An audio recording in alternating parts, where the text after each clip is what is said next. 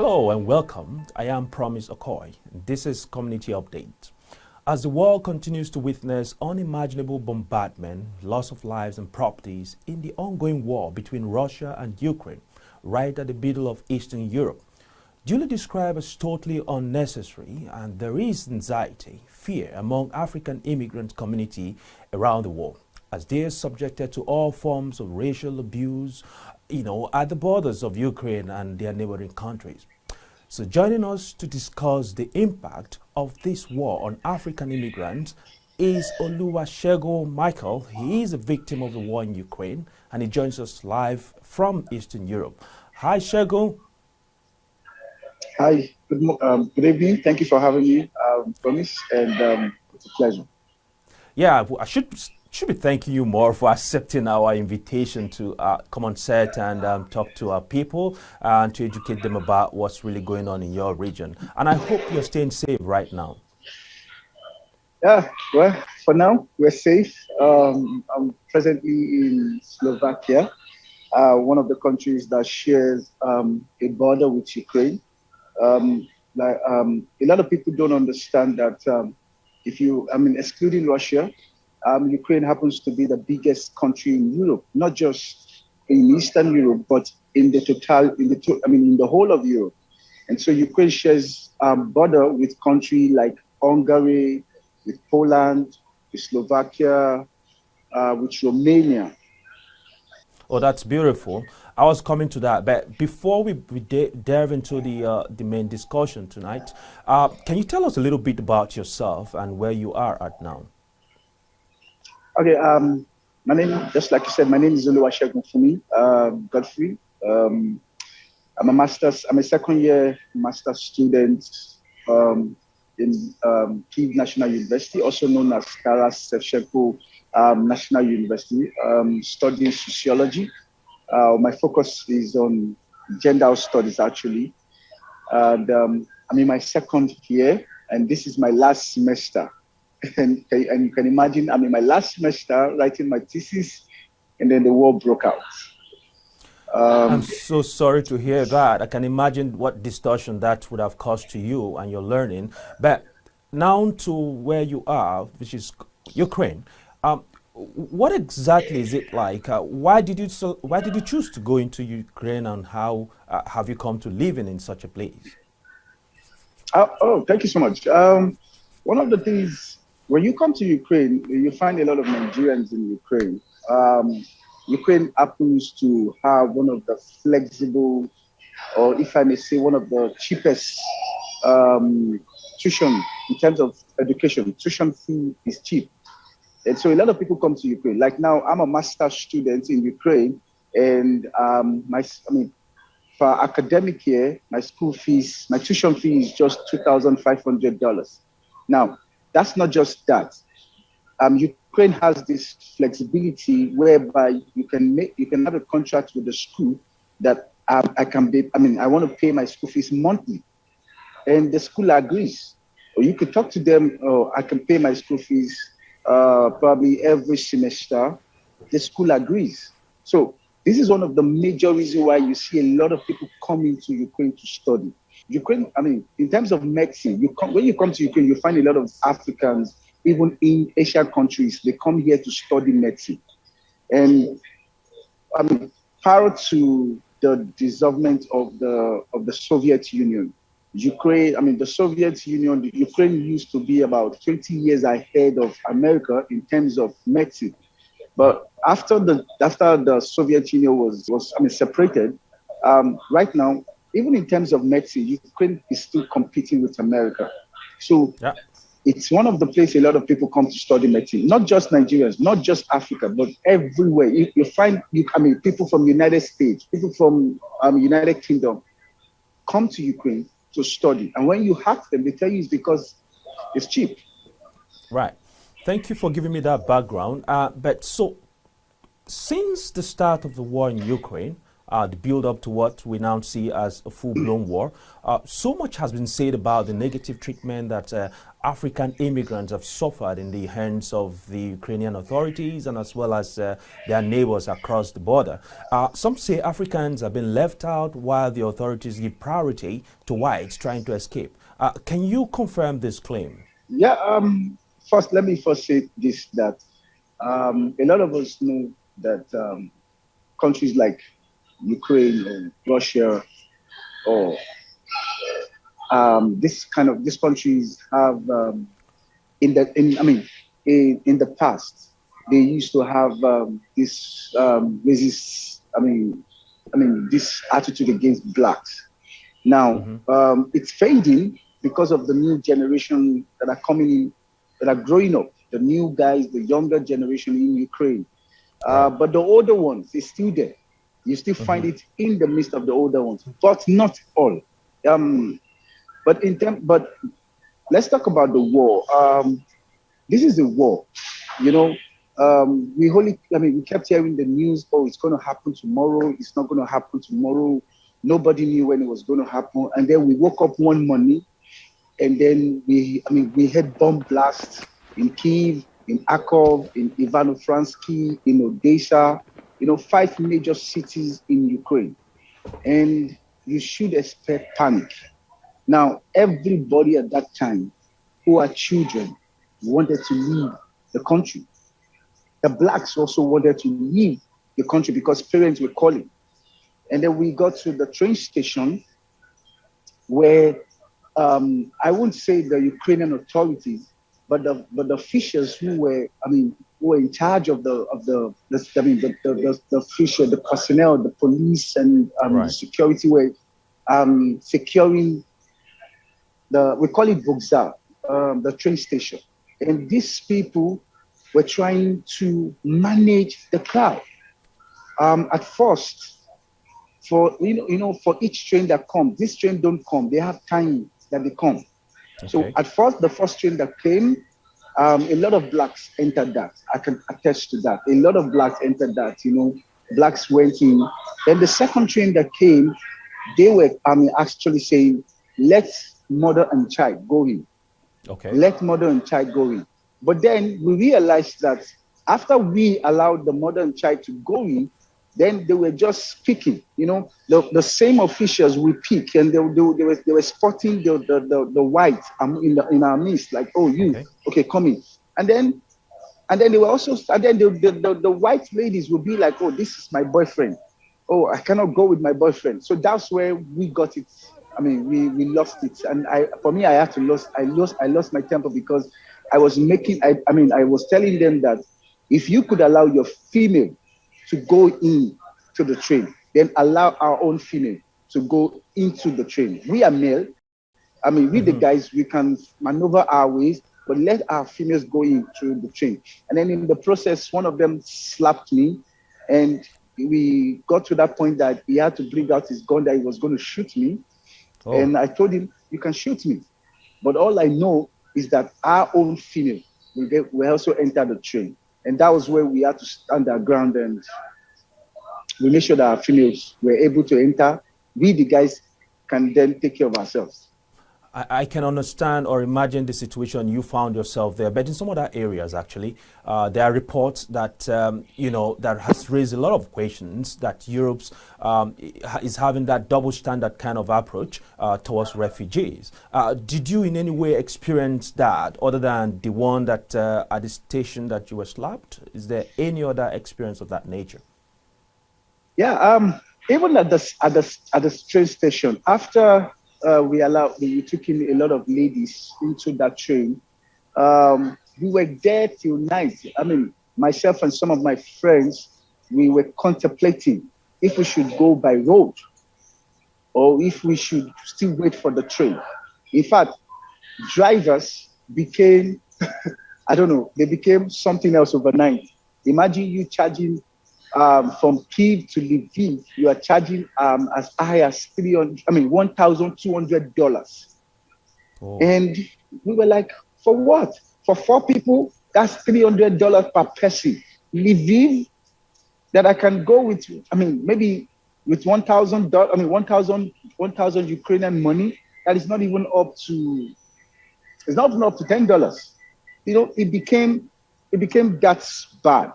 And then we saw a train that came from Poland. It came from Warsaw.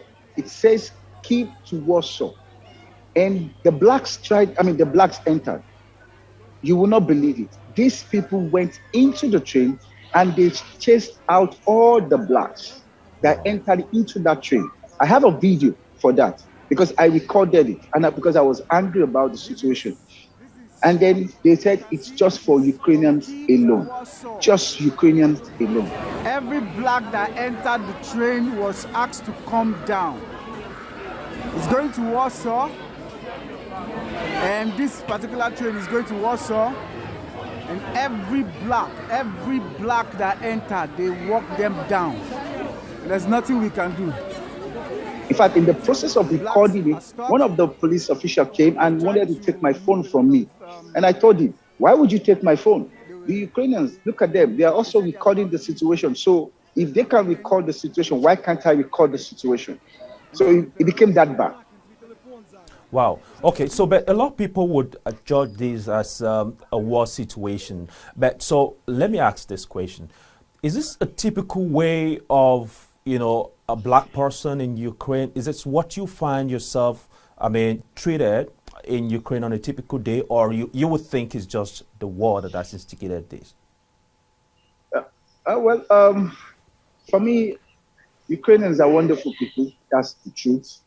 But though we've heard news, we've seen videos of blacks being attacked. That's majorly depending on women issues, okay. Ukrainian lady getting attracted to a black, and then the Ukrainian guys getting angry about it, and sometimes they gang up to beat the black guy. We've seen videos, but that has nothing to do with Ukrainians' character. That's the truth. Right. I have a friend who the landlord told and said, see, if you need, I built this house and I have a bunker. You don't know that I have a bunker. So the landlord practically took, his tenant, the blacks, and took them to the bunker. Oh, that okay. You can be safe here. You go out every day and you're in need of interpretation. You don't understand the language. You need assistance. These people are always ready to assist. But this is war. Everybody wants to get out. I see. Everybody wants to get out. It's not, I can practically tell you that this is not Ukrainians' character. Anybody can come out and say otherwise, but I know. I've been in Ukraine since 2019, and I lived in Odessa, and then I moved to Kyiv. And I can tell you that this is war, and everybody wants to leave and tell the story. Right. So that to me sounds like they're hospitable people, they're nice people. But there's this other report that some African countries are not able to get their citizens back to their countries, as the individuals, the immigrants here in this case, are not willing to go to their countries. Why that? What do you think people in the face of death would not want to go home to a safer place? Since the beginning of this war, I've been doing a lot of write-up. And I think this week I did a write-up and I titled it, Why Nigerians Will Want to Go Home. And I gave some few reasons. Number one, in Ukraine, we have 24 hours electricity. Now, let me shock you. Despite the bombing, despite the shooting, the electricity didn't go off. Wow. Despite the bombing, despite the shooting, the internet didn't go off. So we had access to electricity, we had access to water, we had access to our internet. So we still had access to information. Now, another thing a lot of people don't know is that Ukraine has the cheapest internet service in the world. You don't need to recharge separately for internet, for data. Once you top up your credit, you get data. The least data you can get in Ukraine is 40 gig.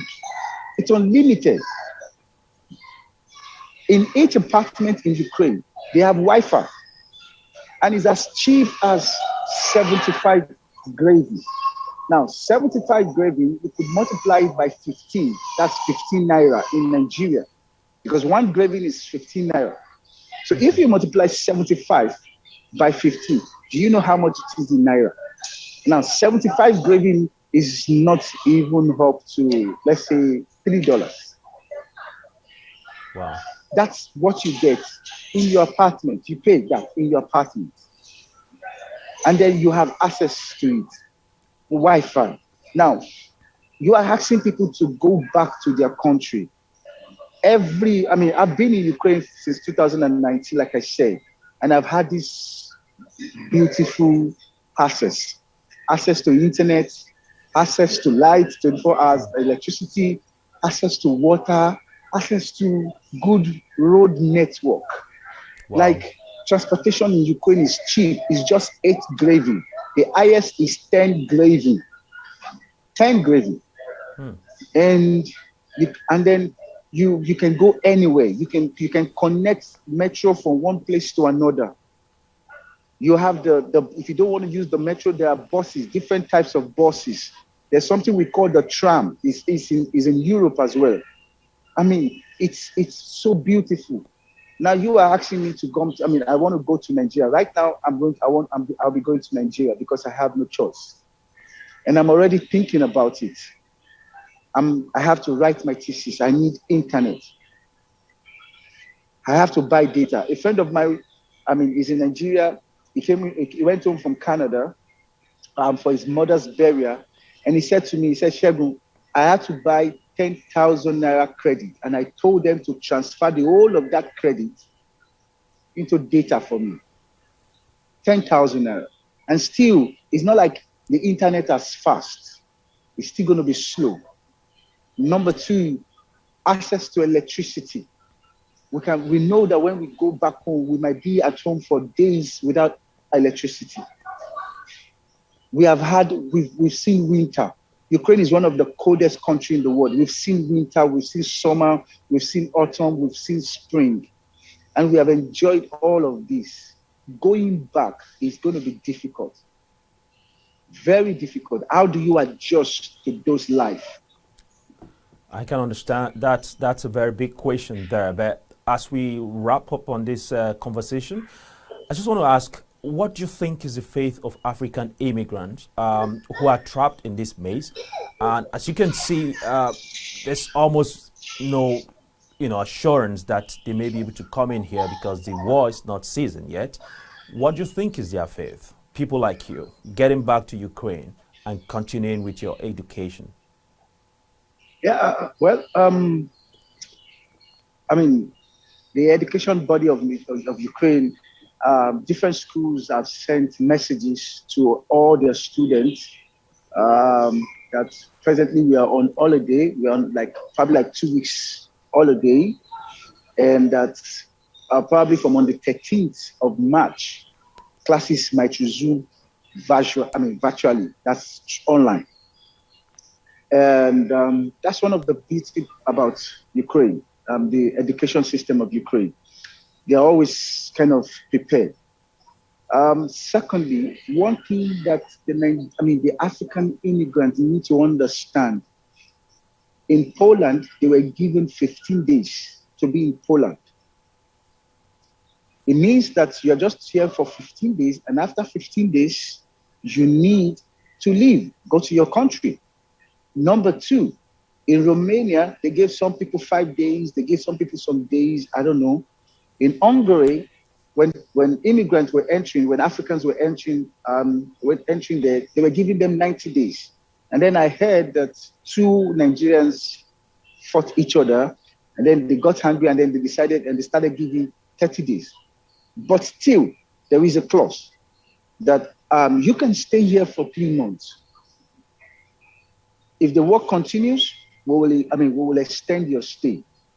But then in Slovakia here, we have the same. But there are conditions. We cannot work. We cannot study. The only people that can work The EU president and the EU came up with a new law, and they said, oh, for all the Ukrainians that are running from Putin's bomb, they gave them 3 years to remain in Europe. Because, originally, Ukraine citizens can come to any European country and be there for 3 months. We don't have that access. Right. So we are just here hanging around. I mean, I met somebody, I met one professor via LinkedIn over the week, and we had, myself and him met today. I didn't even know that he's from Slovakia. I thought he was from Germany until he called me and we met today. And he tried to analyze the situation. The situation is the EU believes that if you are in a country that is safe, you should go. I mean, if your country is safe, there's no war, you should go back home. Right. We all have a visa to come back if the war subsides. If there's no more war in Ukraine, we cannot go back to Ukraine. Ukraine is where we have. Many of us, we are all students. We go back to Ukraine. But if we remain here, how long can we sustain ourselves? Right. I mean, I want to go home because I've looked at the whole situation and I realized that I can't be hanging around. I have few people who went to Germany today. They just went believing. Now I am going to the capital of Slovakia, which is Bratislava, because I want to join the people, for evacuation. And I feel that's the best for me. And then after the war, my visa is still there. It has not expired, and I can go back to Ukraine. So my own suggestion is parents should tell their children to come home. Nigeria is always going to be our country, whether we like it or not, whether the situation improves or it does not improve. That is why we have come to the Western world. That's why we have left our country to study. It is the honors falls on us to do what we can for our country. Like I tell a lot of people in Ukraine that most of us are working. You must be able to invest back home because there are people who don't have the same opportunity that you have. Right. So you need to empower them. And whether the government does it or the government doesn't do it, I happen to have the privilege to work with Economic Community of West African States. That's ECOWAS. And so I tell people a lot about it, and I tell them we need to go back home. I'm going home, and I'm going to adjust to the situation. It might not be easy, but I have no choice but to adjust. So parents should do the same. Right, Shego, on a very final note, you've touched on a few things. Some of the things that students and those who in Ukraine do that you think are not quite good, like relationship and domestic issues. What would be your final advice for those who are watching, our viewers, who probably have relatives who are trapped in there? What would be your advice to them if they have the opportunity of continuing to live in places like Ukraine and some part of Europe? What would you want them to focus on, and how do they carry on with your lifestyle? Well, we have 3 months to be in Europe, 90 days. That's if the war continues. If the war does not continue, if the war stops tomorrow, the EU feels that we should all go back to our country.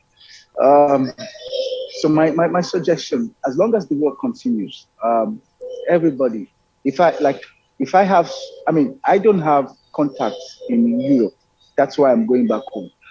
If I have somebody in Europe, probably like a friend or a relative, probably I will go there and I'll be doing my work. I will not go back to Nigeria. Most of my strength, my contact strength are in UK, in Canada, in America. Finish. And I don't have anybody.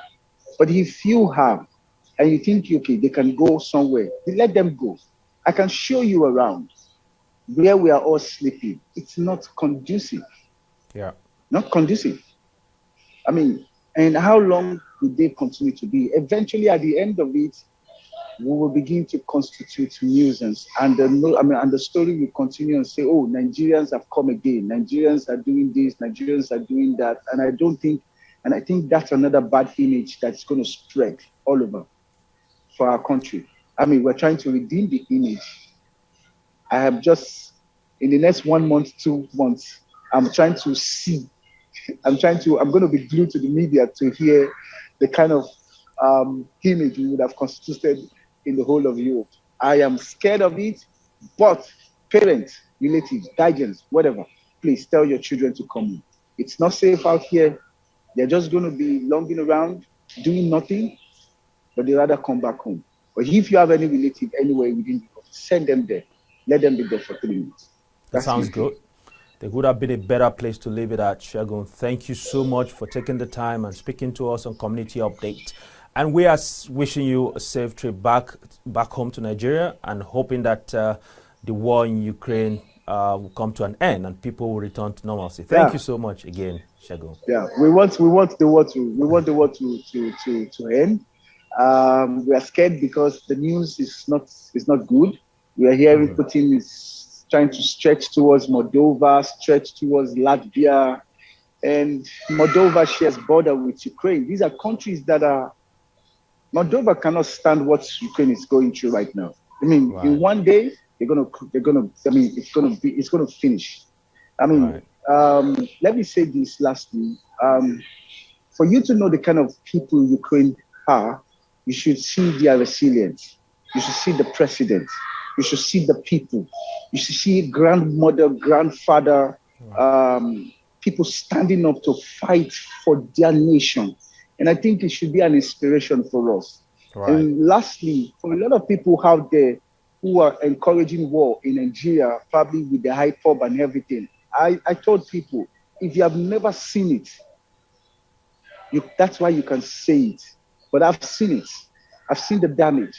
I've seen Russian troops. I've seen Ukrainian troops. This is not something that I was told. I passed through it. I was taking out people from different places. I had a lady who just got down to Nigeria. Where she was, I couldn't reach there because, I mean, Russia were coming through that part and Ukraine had to bomb that bridge. Ooh. And I kept telling her, find a way to get out from that place. 5 minutes she left, that place was bombed. Now imagine if she was there. 5 minutes after she left, the father and the mother called me today because she had to tell them the story that if I had not been pushing her, I told her, I'm not going to leave the train station until I see you. If I see you, I put you in the train. But we had to take strength from Ukraine, from the president, from the people. They have shown us that even in Nigeria that we can do it. And I think that we can do it. Right. Sincerely. Thank you. Thank you so much. I'm having a wonderful. Thank you so much. I can imagine. I wish you well, Segun, on your return, like I said earlier. Thank you. Take care and have a good one. Thank you so much for having me. And have a blessed evening too. You as well. So if you haven't done so already by subscribing to our channel, please do so and you'll get all the notifications as they come up. Until the next update, please stay safe and remain blessed. I am Promise Okoy.